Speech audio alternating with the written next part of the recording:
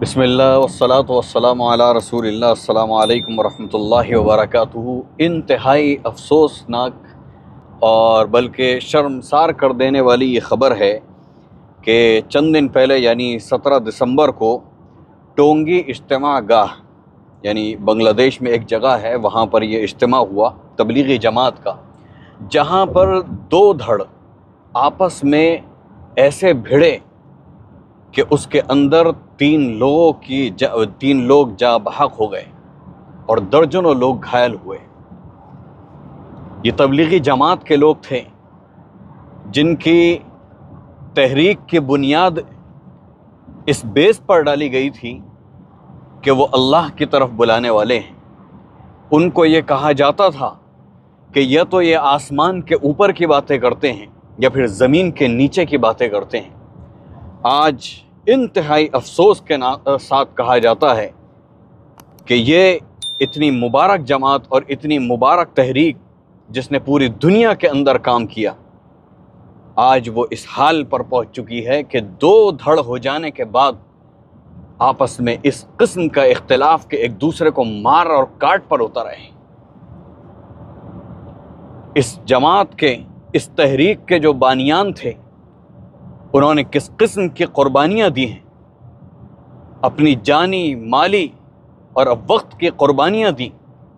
بلکہ میں دو ٹوک طور پر کہنا چاہتا ہوں کہ اس وقت کے علماء کی مخالفت کو بھی جھیلا۔ حضرت مولانا الیاس صاحب رحمۃ اللہ علیہ اور جو ان کے ساتھ تھے اور جو ان کا اخلاص تھا، اس کی وجہ سے دنیا کے اندر جتنی بھی تحریکیں اٹھی ہیں اس میں سب سے زیادہ با اثر اور سب سے زیادہ کامیاب اور سب سے زیادہ کام کرنے والی جماعت اور سب سے بڑی جماعت تبلیغی جماعت تھی۔ لیکن کیا کر سکتے ہیں، جب لوگوں کے دلوں کے اندر کرسی کا شوق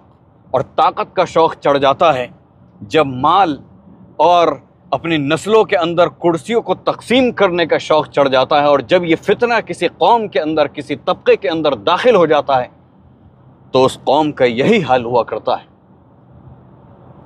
یہ جو واقعہ ہوا ہے، یہ تبلیغی جماعت کے لیے بلکہ اس کی تاریخ میں سب سے بدترین یہ واقعہ تھا کہ اللہ کی طرف بلانے والے لوگ آپس میں اس قسم سے لڑیں کہ ایک دوسرے کی جان لے لیں۔ ظاہر ہے کہ علماء کرام نے اس کام کو چھوڑا تو جاہلوں کا اس کے اوپر غلبہ ہوا، اور جو بڑے تھے انہوں نے بھی اس کو اتنا سیریس نہیں لیا۔ ہاں، ہو سکتا ہے، انسان ہونے کی علامت ہے کہ اختلاف ہو سکتے ہیں، لیکن بڑوں کے اندر اختلافات اتنے پیدا ہوئے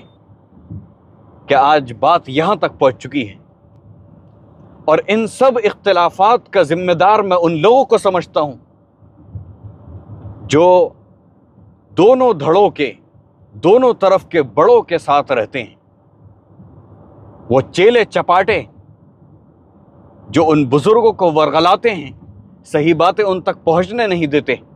اور جب اجتماعات میں بیٹھتے ہیں، لوگوں کے سامنے بیٹھتے ہیں، مشورے کرتے ہیں، تو وہاں پر اللہ کے رسول صلی اللہ علیہ وسلم کی احادیث سناتے ہیں، وہاں پر اللہ سبحانہ و تعالیٰ کا کلام پڑھ کر سناتے ہیں، اخلاص کے بڑے بڑے درس دیتے ہیں۔ لیکن یہی وہ فتنہ پرور جب سائیڈ میں ہوتے ہیں تو اپنے چیلے چپاٹوں کے پاس بیٹھ کر اس قسم کی چالیں چلتے ہیں اور اس قسم کی پلاننگیں کرتے ہیں، اور جو ٹاپ لوگ ہیں، جو دونوں جماعت کو چلا رہے ہیں، انہیں بھی یہ لوگ بدنام کرانے کا ذریعہ بنتے ہیں۔ میری درخواست ہے، چاہے وہ شورا کے لوگ ہوں، چاہے وہ حضرت مولانا سعد صاحب حفظ اللہ کے لوگ ہوں، ان دونوں حضرات سے بھی اور ان کے چاہنے والوں سے بھی، کہ یہ مسئلہ کفر کا اور ایمان کا نہیں ہے، یہ اسلام اور غیر اسلام کا مسئلہ نہیں ہے، یہ حق اور باطل کا مسئلہ نہیں ہے، بلکہ یہ بہت چھوٹا سا اختلاف ہے کہ امیر کون بنے گا، مشورے میں بات کس کی چلے گی، مرکز کہاں ہوگا۔ آج اگر ہم دیکھتے ہیں سیاسی جماعتوں کو، تو جب انہیں بھی کام کرنا ہوتا ہے تو اپنے حزب مخالفین کو اپنا ساتھ لیتے ہیں اور دوسری جماعتوں کے خلاف وہ سیاست کرتے ہیں۔ لیکن آج اللہ کے رسول صلی اللہ علیہ وسلم کا نام لینے والے اس قسم کی باتیں کرتے ہیں اور ایک دوسرے کی جان لیتے ہیں۔ अल्लाह सुब्हानहू व तआला हम सब को कुरान और अहादीस को और सुन्नत को सही तौर पर समझने की तौफीक अता फ़रमाए। अल्लाह सुब्हानहू व तआला हम सब को